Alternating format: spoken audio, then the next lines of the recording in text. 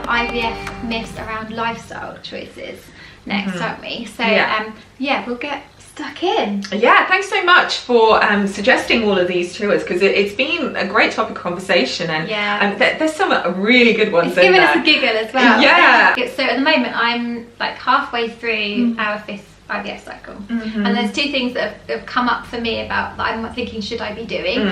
The first one is after embryo transfer, should I be laying on my left side? So I've read this in a forum. I don't know where it comes from. But then I worry because I've turned over in the night on the other side. Does it make a difference? I mean, this just causes unnecessary stress. There is no evidence or proof behind this at all. It's generally not something we recommend. So the reason why I think people might have mentioned that to you is when you are pregnant, lying on your left side in the latter stages of pregnancy could be of benefit because you take the pressure off the aorta, and so it helps to improve the blood flow to the baby and to yourself.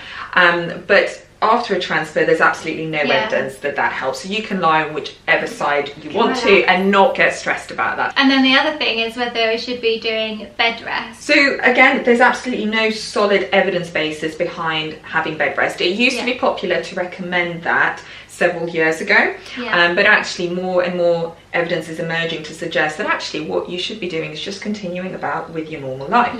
Now obviously you're not going to do anything high impact or too strenuous after you do that transfer. You're generally going to be encouraged to do nice nurturing things, and some of that might be bed rest at home. You know, if all you want to do is get under your duvet and watch some Netflix, you know, go for it, and it's what you should be doing. Listen to your body. But forcing yourself into bed is actually really quite bad for you because it can depress you, and you're right, it doesn't get the circulation moving, which is what should be happening. You should be, you know, trying to encourage the blood flow to the uterus and to the ovaries. People almost make you feel very guilty by saying it's because you're not relaxing enough.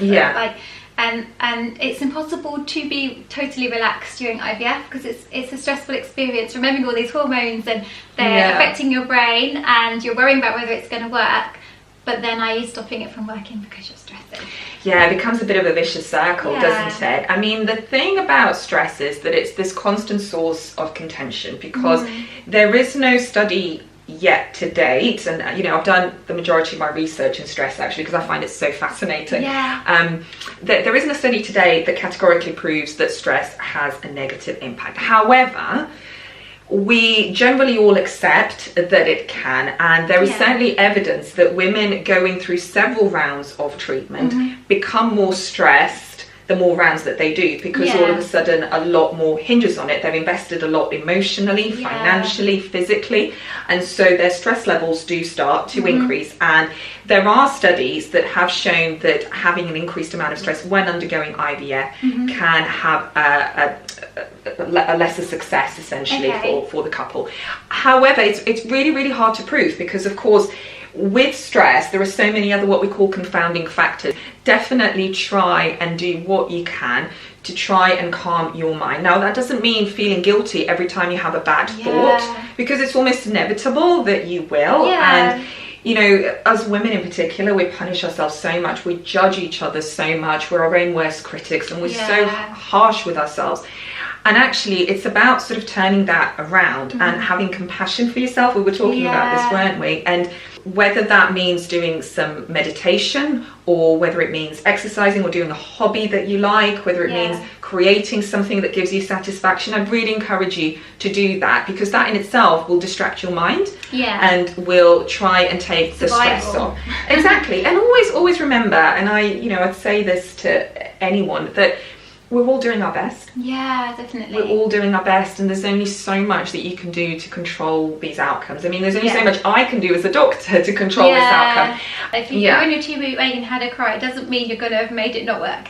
It just means you're letting out that stress as well. And there's so many women that have contacted me and have said they didn't think it had worked during the whole 2-week wait, and then they thought they had messed it up because they didn't think it had worked, but then it still had. So it's not a correlation between if you think negatively it won't work. Doesn't work that way. No, it doesn't. Absolutely not. Any guilt there. No, right. So please don't go punishing yourself over it. And I know that hearing people say things, just relax. You know, it's the thing that you want to strangle someone over, isn't it? But they mean well by it, because what they're trying to say is, you know, Look be after mindful, look yourself. after yourself and do nice nurturing things. Yeah. Wearing orange apparently can help you get pregnant. I mean, where? How? So to read this, it sounds quite bizarre, doesn't Totally. it? And on the face of it, you just dismiss that and think, oh, that there isn't any truth to Yeah. it. But actually, there could be some truth to it. Okay. So one of the first associations that comes to my mind with the colour orange is the sacral chakra. So I'm going to get into a little bit of a different realm here, but just bear with me on it. So the chakras are energetic centres within our bodies, and each chakra has a specific set of organs associated with it. The sacral chakra has the reproductive organs at its basis, so that's important for men and women. And the sacral or reproductive chakra is important because it dictates our emotions, it dictates our relationships, it dictates our ability to create or be creative, and how we feel about ourselves and the world around us. So the next one is a hot water bottle on your feet. Now, when I had acupuncture, the lady recommended that to me anyway. Said warm feet, warm womb. It's nice anyway. Yeah. But is there anything medically in that? Yeah, so I mean, I think aside from the fact that it's quite comforting, especially as we head into the autumnal winter months, I think, you know, the theory behind this is that it helps to improve your circulation. So she's right to suggest that potentially putting some heat on your feet, so whether that's wearing a pair of socks or whether it's a hot water bottle, can actually help to improve your overall circulation, which ultimately can improve blood flow to the ovaries and to the womb and help implantation. So I'd say that's a good one to try. You can also put it on your tummy area, but just not after transfer. You don't want to be putting anything too hot on your tummy after the transfer, so be really careful about that. Laughter can help. So like when I go for IVF, and I make a new one now, I make a Netflix list of funny movies. I get a positive list of songs that are going to make me smile and laugh. Is laughter, does it have an effect? The science behind it? So apparently it does. So there was a study that was carried out several years ago, which looked at outcomes for men and women going through IVF. And their success rates when they introduced a clown. So when they saw a clown, 15 minutes. When is a clown? Actually, I mean, depending on how you look at clowns, some of them can be a bit scary. But supposedly these were funny clowns, and it was shown and demonstrated that actually those who had the interaction with the clown actually did better and had a higher rate of success. So there's got to be something to it, and I think that, you know, you're so right to do that. And what I say to my patients is, if they can, after a transfer, go and do something that's fun, that makes them laugh. You know, quite a lot of my patients now go to comedy gigs and they have a good laugh. And I just think, you know, there's truth in that age-old adage of laughter is the best medicine, because it helps reduce our stress hormones.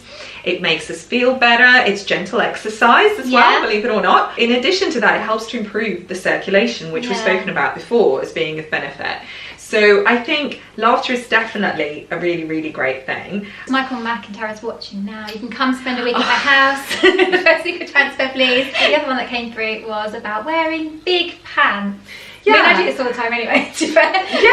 So, I mean, I think this is more for the men out there rather than the women, because I haven't found a great deal of evidence that wearing big pants for women necessarily helps, the big Bridget Jones pants. So generally wearing looser fitting, bigger pants, so boxer shorts, is something that I encourage in my male patients. And that's because if you think about where the sperm are housed, so it's in testicles, and the testicles lie just outside of the body. And why is that? Well, it's because there's a cooler environment there. So if you're wearing pants which are looser, then they help to encourage that cool environment, whereas if the pants are too tight, then actually that will compress the testicles and can generate more heat. So if any of you guys have had any other lifestyle things that you've tried, maybe you feel like they've worked for you, or that you're wondering about, leave them in the comments below so we can see for next time. And they can catch you over in the channel Mum Forum as well. Exactly. Like, go and ask you a question on there. So please come over there. I've made a special fertility course that was put out in March, and it's still up there, and that's got loads of really great tips about lifestyle. And one of the main things I love about the forum is you get to see that you're not the only one going through this. There's so many other people. Good luck. Thank you for watching. Bye. Bye.